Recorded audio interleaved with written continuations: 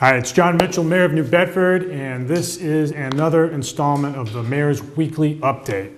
So I wanted to talk this week about a really promising project on Union Street. So we announced this week with the Lieutenant Governor that we are proceeding forward with a big facelift of Union Street that will go from Water Street, down by where the Y and the Whaling Museum are, up Union Street, up to about 6th Street.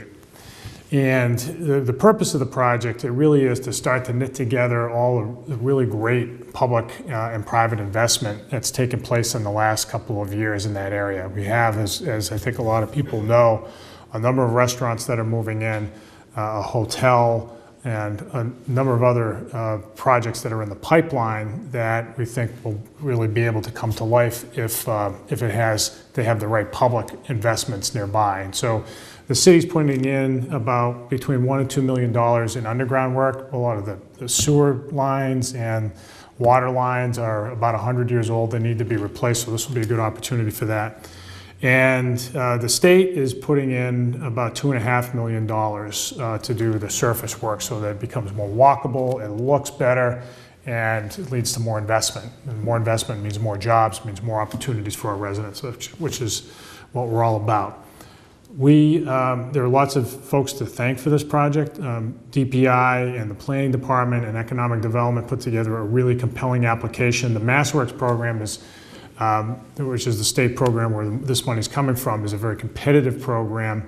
And if it weren't for the work of our folks in putting together something that was very compelling, we wouldn't have gotten the money. And we appreciate the support of our state legislative delegation as well as the Baker-Polito administration for seeing fit that this was a worthy project. So we look forward to it. And the idea is that, in many ways, Union Street is the main street of our downtown, and it needs to work very well. And if that works really well, then development will continue on either side. And so that's what we're trying to spur along the way.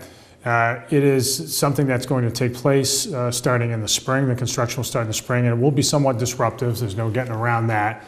But we do know that that kind of investment that has to happen from time to time underground, and certainly continued improvements above ground, will lead to more good things. So it's one of many projects that are underway or about to be underway in the city. You, of course, have things like the work on Cogswell Street, which will continue on. There was a ton of work done underground over on Cogswell Street, again, to remove underground infrastructure that was over 100 years old.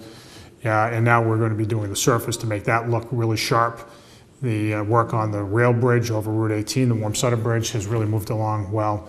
There's also things like, of course, the Cove Walk has been moving along, the SMAS project in the South End.